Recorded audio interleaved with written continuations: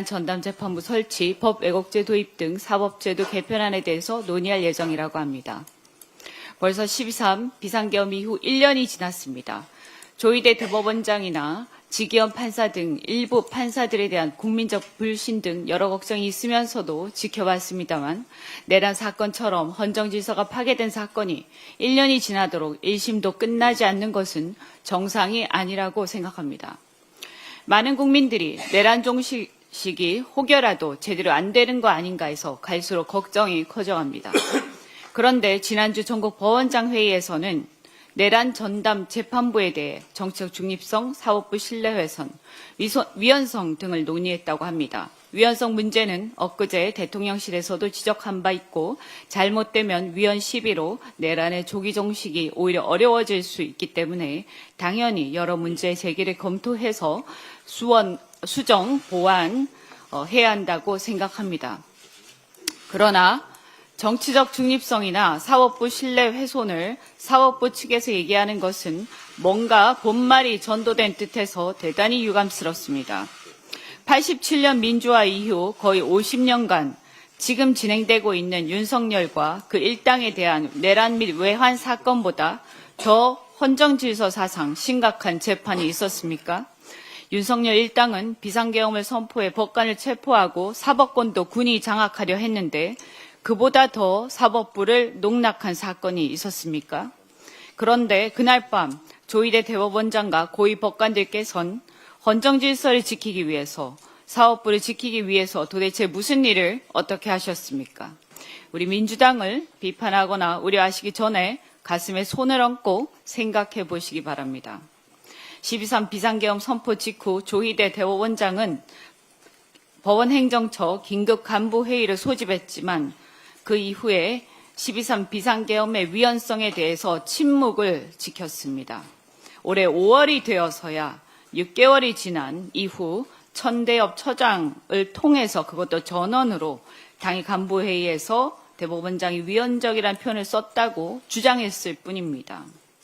대법원장이 헌법상 계엄 선포 요건인 전시사변 또는 그에 준하는 사태를 모를 리 없고 그런 사태가 12.3 밤에 대한민국에서는 없었다는 것을 어린아이도 다 아는 일인데 그조차도 판단하지 않는 건지 못하는 건지 침묵을 지켰던 사법부를 누가 신뢰하겠습니까?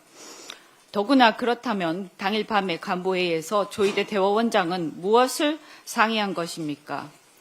적어도 소극적으로라도 계엄에 협력하는 방안을 상의했다고 의심되지 않겠습니까? 이러니 국민들이 볼 때 조희대 대법원장 하에서 재판의 중립성이나 사법부 신뢰는 이미 무너진 것입니다. 따라서 조희대 대법원장은 헌법 앞에 양심이 있다면 진작에 물러났어야 합니다. 그런데 그런 대법원장 지휘 하에 사법부가 내란을 재판하고 내란 혐의자들이 영장을 심사하고 있습니다. 이것은 말이 안 되는 일이라고 생각합니다. 더구나 그 당시 내란 수계 윤석열 석방 결정을 했던 지기현 판사가 내란 사건 담당 법관으로 있고 조희대 대법원장은 이를 그대로 방치하고 있습니다. 벌써 1년이 지났습니다. 그러니 오늘 법관회의에서는 내란 전담 재판부와 법 왜곡죄 등을 논하기 이전에 우선 이렇게 내란에 대한 협조 의심을 살 수밖에 없는 언행을 해오면서 사법부 신뢰를 무너뜨린 조희대 대법원장과 지기현 판사 등이 물러나는 것을 건의하는 것이 순리라고 봅니다. 존경하는 대한민국의 법관들께서는 그 점을 깊이 고민해 주시기 바랍니다. 우리 민주당은 지난 12.3 밤 목숨을 걸고 계엄 해제 결의를 하기 위해 국회로 달려왔습니다. 우리가 지키고자 한 것은 헌정 질서, 당연히 사법부의 독립이 포함되어 있습니다. 우리는 대한민국 역사의 발전 과정에서 사법부가 지켜온 대한민국의 헌정사를 기억하고 감사하고 있습니다.